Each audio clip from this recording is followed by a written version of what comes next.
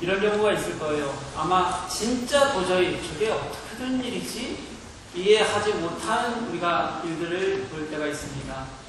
그럴 때는 보통 이렇게 생각해요. 그 뒤에 어떤 이유가 있을 거다. 우리가 알지 못하는 어떤 과학적인 일들이 있을 거다. 합리적인 해답을 찾아내려고 노력하게 될 겁니다. 또 이런 것도 있을 것 같아요. 그게 아니라 사실이에요. 그런데 내가 현실적으로 믿을 수 없는 결과, 사실이지만 내가 받아들일 수 없는 결과와 마주했을 때는 부정하고 싶은 생각이 먼저 들게 될 겁니다. 그리고 또 이런 경우도 있지 않을까요? 상황 자체가 놀라고 어리둥절하고 도대체 이게 무슨 일일까? 이런 경우에는 아마 그것을 받아들이는데 상당한 시간이 필요하지 않을까라는 생각이 듭니다.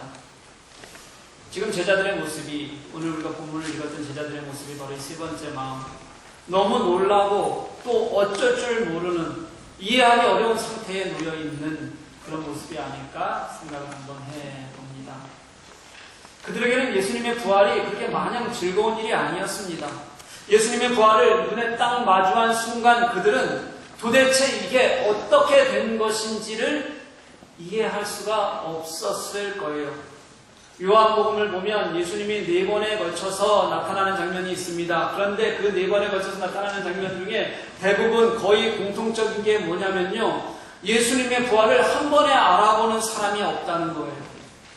20장에서 마리아가 빈 무덤 밖에서 울다가 예수님을 만나는 장면이 가장 먼저 나옵니다. 그때 마리아도 예수님을 알지 못했어요. 예수님께서 마리아를 마리아야 이렇게 불러주실 때, 자신을 부르시는 음성을 듣고서야 그 목소리 때문에 예수님이 살아계실 때 나를 저렇게 불렀지, 익숙하던 목소리를 듣고서야 예수님이시구나 라고 알게 된 거예요. 그리고 또 제자들에게 나타나는 장면이 있습니다. 그때도 다른 거 다 빠져있고 예수님이 먼저 나타나셔서 그들에게 손을 보여주시고 옆구리를 보여주셨다. 그때에서 제자들이 기뻐했다. 이렇게 기록합니다. 그리고 오늘 본문에서도 마찬가지입니다. 예수님은 다시 제자들에게 나타나셨어요. 그런데 오늘 제자들은 여전히 또 한 번에 예수님을 알아보지를 못하는 거예요. 이미 이전에 만났잖아요. 그런데도 왜 그들은 알아보지 못하는 것일까? 수많은 해석들이 있지만 저는 오늘 이렇게 여러분들에게 그냥 말씀드리고 싶습니다. 부활 후에도 여전히 우리가 아니라 예수님께서 우리를 먼저 찾아오고 계신다는 것입니다. 그게 무슨 말일까? 저는 오늘 말씀 속에서 함께 나누어 보고 싶습니다. 오늘 본문의 제자들은 디베리아 호수에 내려와 있습니다. 그들은 거기를 왜 내려갔을까요? 부활하신 예수님을 만났으면 이제 확 바뀌어야 되잖아요. 예루살렘에서 이제 내가 예수님을 봤으니 무엇이라도 해야겠다, 이런 마음이 드는 게 너무도 당연하잖아요. 그런데 제자들은 그 예루살렘에 있지 않고 지금 디베리아 호수 바닷가에 서 있는 겁니다. 여러분 혹시 디베리아가 어딘지는 아시나요? 몰라요? 힌트 드릴게요. 신약 성경의 배경에는 호수가 단 하나밖에 안 나와요. 어딜까요? 네, 갈릴리. 예, 똑똑하시네요. 네. 디베리아 호수는 갈릴리 호수를 말하는 겁니다. 호수 서쪽 지역에 디베라라는 동네가 있는데요. 그 동네 사람들은 그 호수를 뭐라고 불렀냐면 디베리아 호수 이렇게 불렀던 거예요. 복음서에 보면 또 다른 호수의 이름이 하나가 더 나와요. 뭐냐면 게네사렛 호수라는 이름이 나옵니다. 그럼 거기는 어딜까요? 네, 갈릴리 호수. 멋집니다. 누가 게네사렛 호수라고 부를까요? 거기는? 게네사렛 사람들이. 네. 바로 이 디베리아 호수에 7명의 제자가 내려와 있습니다. 베드로가 있었고, 도마가 있었고, 나다나엘이 있었고, 그리고 세베대의 아들들 이렇게 표현했는데 야고보와 요한이겠죠. 그리고 이름 모를 두 제자, 이렇게 7명이 지금 바닷가에 있습니다. 제자들이 디베리아 바닷가에 서 있다는 말은 한마디로 말하면 무슨 뜻이냐면 지금 지쳐있다는 그런 뜻이에요.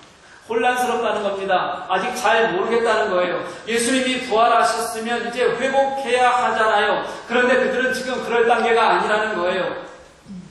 왜 그럴까? 여러분, 지금 우리는 너무도 십자가와 부활 이야기가 우리가 성경을 통해서 익숙하게 되어서 이것을 당연한 것으로 여기지만 당시의 제자들은 사실 이 모든 게 처음 겪는 일이었어요.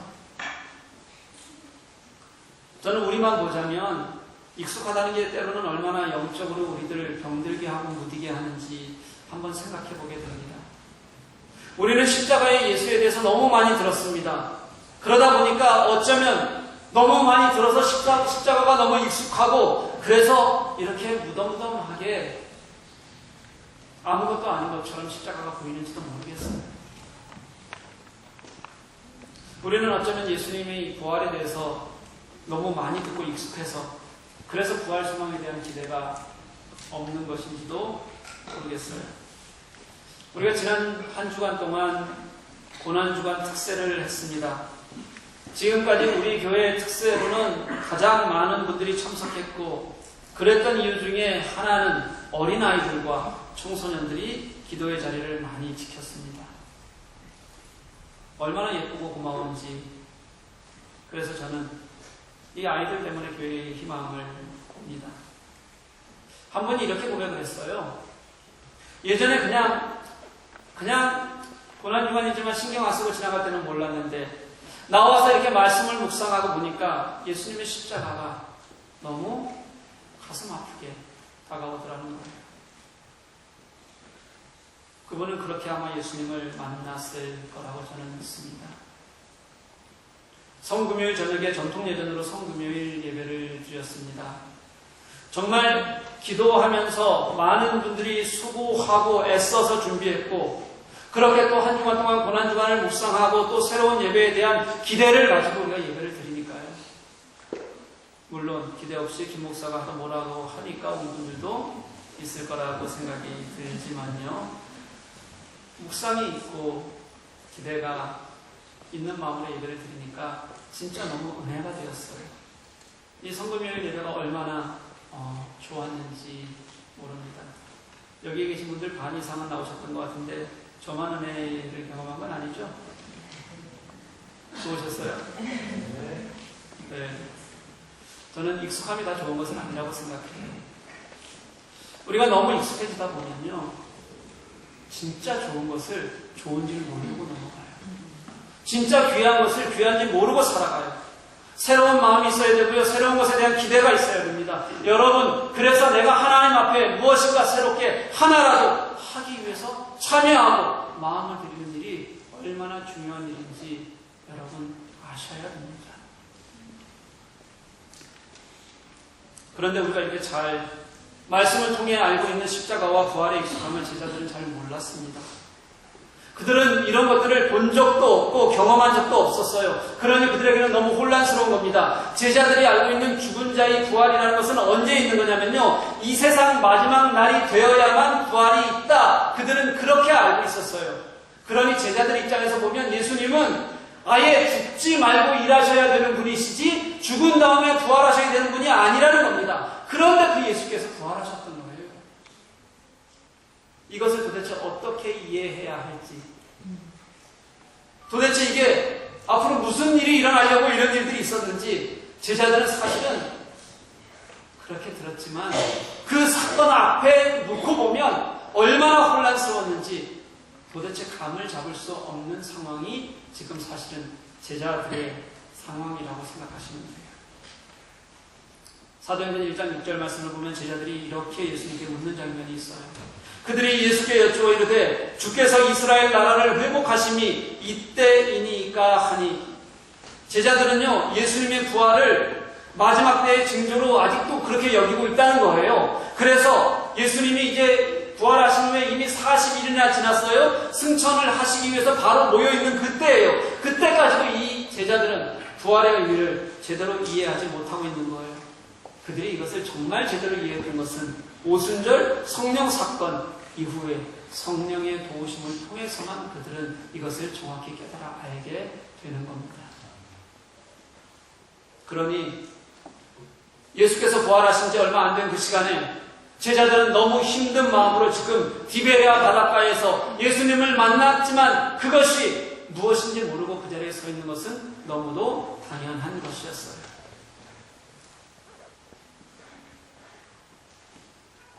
그들은 예수님께서 겟세마네 동산에서 잡히신 이후로 계속해서 실패를 경험했습니다. 특히 베드로는요, 씻을 수 없는 실패와 아픔 때문에 통곡하면서 울어야 했을 만큼 그렇게 큰 좌절감을 맛보았고요. 그러니 이제 내가 생업이라도 해야지, 무엇이라도 내가 하고 먹고 살아야지, 그런 마음으로 이제 지금 디베레아 바다 어디쯤에서 그물을 내리고 있는 겁니다. 그들은 비교적 새벽 이른 시간에 그곳에서는 고기가 잘 잡힌다는 것을 아는 것으로 아마 늦은 시간에 배를 피웠을 거예요.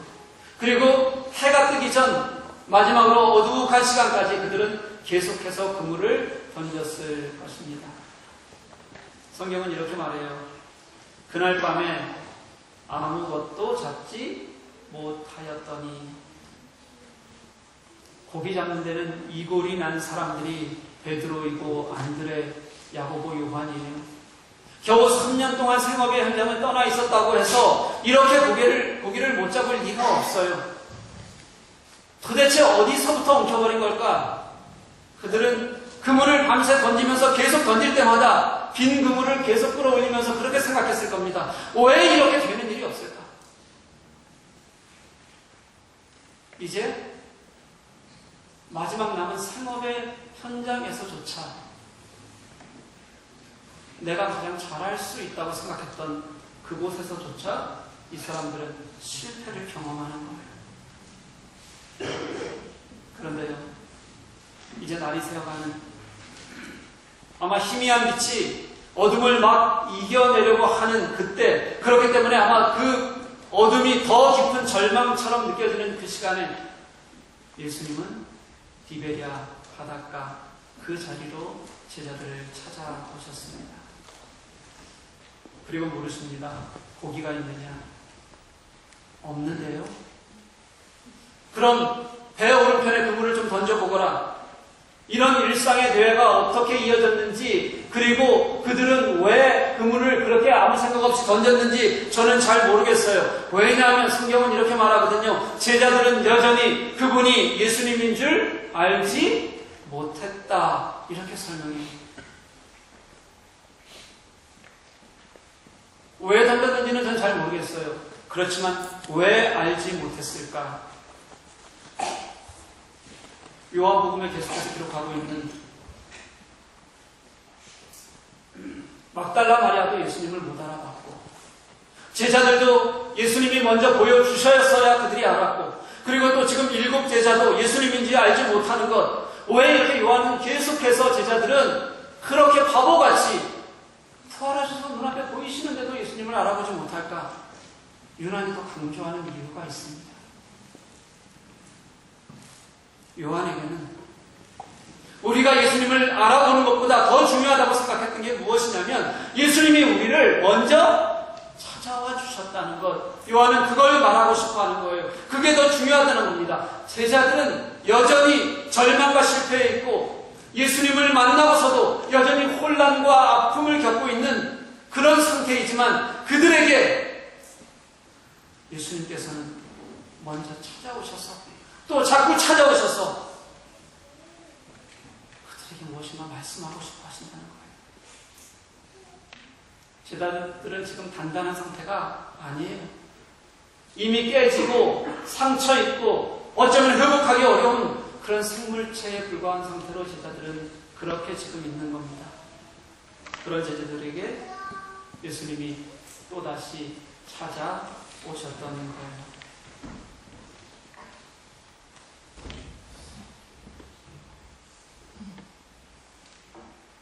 사랑하는 교회 여러분, 절망이 끝이 아니라는 것을 아시는 여러분들이 되셨으면 좋겠습니다. 우리가 절망하고 있을 때, 때로는 그게 끝이라고 생각하고 있을 그 시간에, 그 자리가 어쩌면요 천길 낭떠러지 같은, 도대체 내가 회복할 수 없을 것 같은 그런 고통을 모는 곳이라고 할지라도 그 자리가 여러분에게 찾아오는 예수님을 만나는 자리라는 것을 기억할 수 있기를 간절히 소망합니다.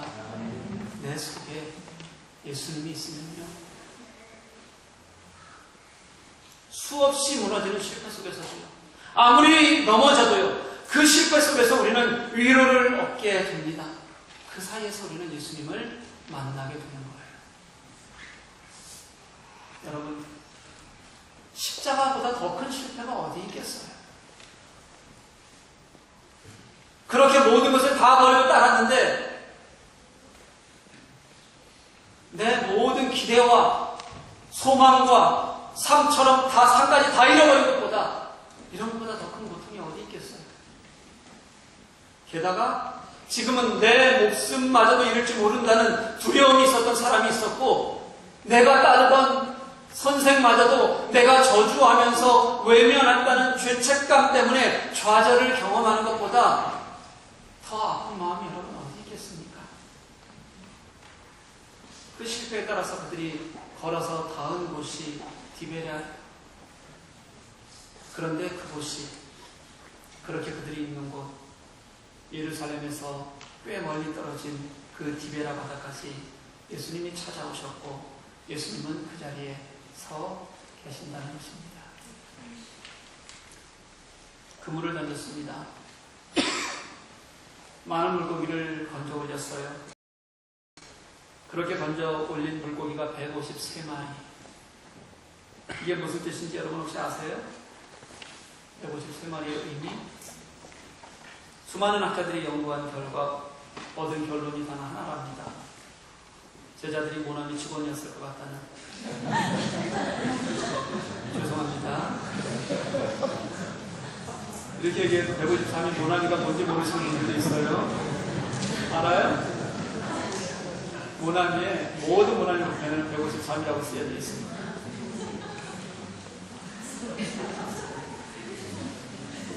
뭐 153이 무슨 의미가 있겠어요? 진짜 중요한 것은 그물을 던지라 하니까 던졌고, 많은 물고기가 그물에 걸린 것을 보고 그때 제자 중 하나가 깨달았어요.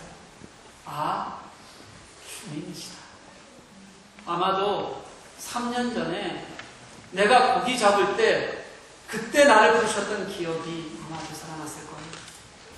내가 예수님을 쫓아다닐 때 그때도 갈릴리 바다를 가고 있었는데 예수님께서 파도도 잠잠케 하시는 그 능력을 가진 예수님에 대한 기억이 떠올랐어요. 예수님은 그렇게 그 제자들이 알 수 있는, 깨달아 알 수 있는 모습으로 다시 그들에게 당신을 나타내 보여주셨습니다. 바닷가, 그 물에서 가까운 곳에 예수님은 그렇게 제자들을 기다리고 계셨어요. 제자들이 바닷가로 나와보니 물에서 가까운 그곳에 따뜻한 숯불이 놓여져 있습니다. 역시나 성격이 급했던 베드로는 100m를 그 차가운 바다를 헤엄쳐 왔어요. 추웠을 겁니다. 막 동이 트려는 새벽녘이니까 다른 제자들도 이제 열심히 일하는 것을 멈추는 순간 굉장히 오싹했을 거예요. 숯불이 따뜻하게 타오르고 있습니다. 아마 몸을 데우기에는 그것처럼 안성맞추는 곳이 없었을 거라는 생각이 들어요. 또 베드로는 이런 생각을 하지 않았을까요? 목요일 밤 대제사장 안나스의 뜰에서 예수님은 잡혀서 심판을 받고 있는데 나는 겨우 추워서 몸을 녹이겠다고 불을 쬐다가 그래서 걸려서 예수님을 부인하던 시간이 생각이 났을 겁니다. 그 예수님이 이렇게 나를 다시 찾아오셔서 이제는 전혀 다른 따뜻한 숯불을 피워놓고 기다리고 계십니다. 그리고 밤새 그물을 던지느라 시장했을 제자들을 위해서 이미 아침을 준비해 놓으셨어요. 숯불과 조반. 얼마나 따뜻하고 얼마나 정겨움이 느껴질지, 얼마나 그 안에 위로가 있을지 잘 보여주는 한 폭의 그림 같은 모습이 아닌가 그렇게 느껴져요.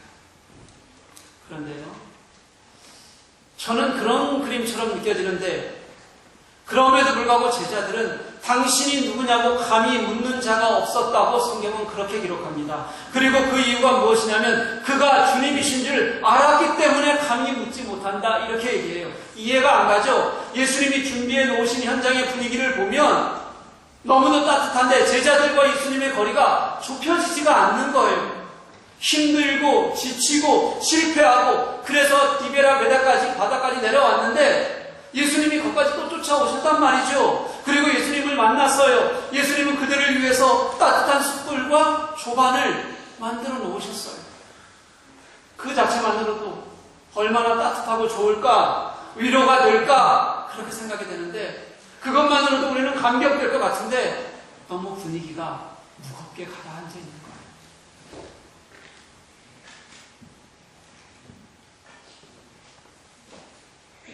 저는 이 침묵이 어떻게 깨졌을까 한번 생각해 보았어요.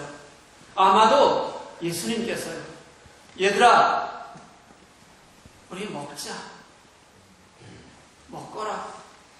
그러면서 떼를 떼시고 생선을 나누시는 순간 예수님과 제자들 사이에 있었던 이 무거운 침묵이 그 사이의 벽이 무너져 내렸을 거라고 저는 생각합니다. 마치 막달라 마리아가 예수님께서 마리아야 그녀의 이름을 부르는 순간 깨닫게 되었던 것처럼 제자들이 바로 그 순간에 예수께서 떡을 떼셔서 얘들아 먹어라 말씀하시는 그 순간에 그들은 6월절 마지막 식사를 아마 기억했을 거예요. 그리고 그 예수님과의 관계를 다시 회복했을 거라고 저는 생각이 듭니다. 여러분, 이게 얼마나 큰 위로였는지 우리는 오늘 읽었던 본문 바로 다음 말씀에서 잘 알게 돼요. 결국 베드로는요, 자기의 실패, 그렇게 철저하게 무너졌던 실패를 딛고서 바로 다음 이어지는 말씀 속에 예수님과 함께 1대1로 마주치게 됩니다. 그때요, 예수님으로부터 직접 고백을 하게 되는데요, 자신이 그렇게 허무하게 무너졌던 예수를 저주하며 3번이나 예수를 부인했던 그때를 떠올리면서 그것도 3번이나요. 이때는 내가 이제 늘 앞세우던 그 알량한 자존심이나 자만심이 아니라 철저하게 진짜 예수님을 향한 자신의 마음으로 한 발자국씩 내가 예수님을 사랑합니다. 내가 예수님을 사랑합니다. 고백하는 것으로 그 삶이 바뀌게 되는 것을 우리는 다음 말씀에서 보게 돼요.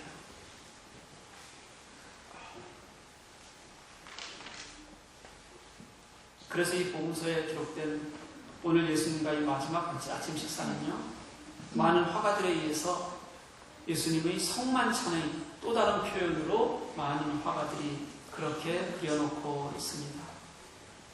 그리고 또요, 여러분, 6월절 마지막 만찬이 예수님의 죽으심을 기억하는 것이었다면 이 떡과 물고기로 나눈 마지막 아침 식사는요, 예수 그리스도의 부활을, 그것도 우리 삶 속에 찾아오신 살아계신 예수 그리스도, 그 예수 그리스도로 인한 생명과 위로의 기억으로 그렇게 제자들과 우리들에게 남겨지게 됩니다.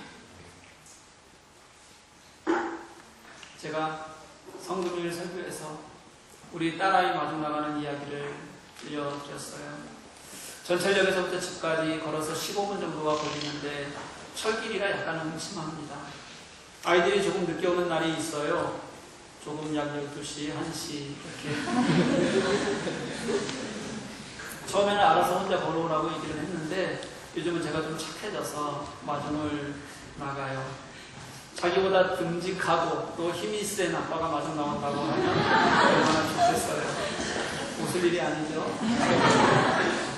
혼자 걸을 때는 전철 안에서부터 걸어야 할 길에 대한 무서움 같은 게 있었다면 듬직한 아빠가 나온다면 전철 안에서부터 마음이 편안하고 즐겁지 않겠느냐. 제가 이런 얘기를 성금요일 예배에서 나눴어요. 그날 예배를 이제 마치고 정리를 한 다음에 교회에서 출발할 때가 되니까 10시 30분쯤 되었습니다. 예리에게 연락을 해봤더니 이제 전철역에 도착할 시간이 되어서 교회에서 바로 전철역으로 마중을 나갔습니다. 그런데 저는 바로 봤으니까 차를 가지고 갔잖아요. 예리는 차에 태울 수가 없었어요. 왜냐하면 요즘은 역까지 자전거로 다니는 일이 자주 있거든요. 그래서 운전은 저밖에 못하니까 우리 집에서 예, 저는 차를 타고 예리는 앞에 자전거를 타고 가게 하고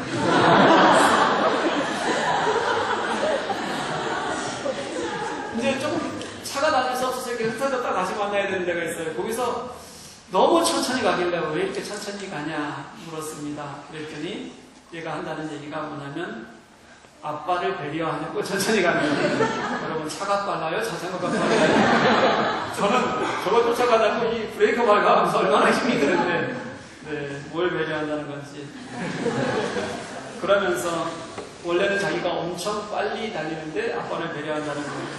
그럼 우리 헤어졌다가 만날 때까지 내기를 한번 하자. 네. 그리고 헤어졌다가 다시 만나는 지점까지 갔는데 예리가 조금 앞섰어요.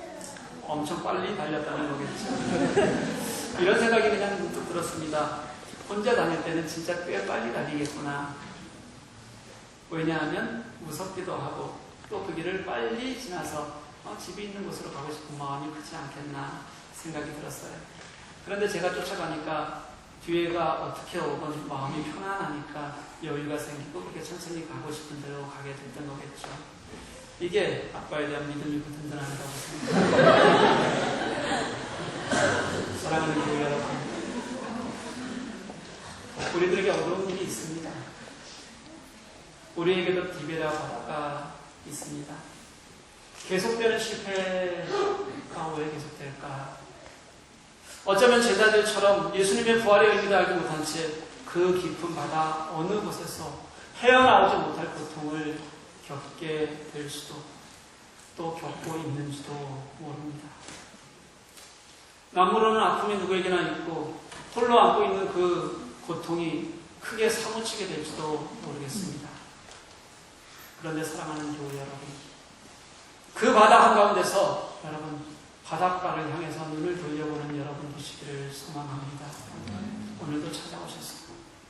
따뜻한 숯불에 부드러운 빵 한 조각 그리고 차 한 잔 그렇게 같이 나누자고 기다리시는 예수님이 거기에 계십니다. 내가 찾아간 것이 아니라 예수께서는 늘 그 자리에 사실은 언제나 그 자리에서 우리가 당신을 향해서 눈 돌리기를 기다리고 계시는 거예요. 그렇게 디베라 바닷가에서 예수님은 당신의 마음을 보여주십니다. 오늘 우리에게 이 디베라 바닷가는 위로입니다. 희망입니다. 힘이고 능력입니다. 부활의 생명이 능력이었듯이 부활하신 예수님께서 그 능력으로 우리를 찾아와 주십니다. 우리의 낙심이 하나님의 은혜로 일어서는 곳, 저는 그곳이 부활의 자리라고 믿습니다. 나의 것이 아니라 이제는 그 예수로 인해서 내가 다시 일어날 수 있다고 고백하는 것, 나의 옛것이 버려진 곳에서 이제 그 죽으신 예수님과 버려진 곳에서 다시 사신 예수 그리스도를 만나는 그 자리가 저는 부활의 자리라고 믿습니다. 여러분, 그 자리를 사모하고 함께 걷는 우리가 될 수 있기를 간절히 소망합니다. 디베라 그 바닷가 그곳에서 어둠을 이기시고 다시 사시는 예수님을, 그리고 그런 예수님이시기 때문에 이제 위로와 능력으로 우리를 찾아오시는 그 예수님과 함께 늘 승리의 삶을 사시는 저와 여러분 되시기를 주님의 이름으로 간절히 소망합니다. 아멘.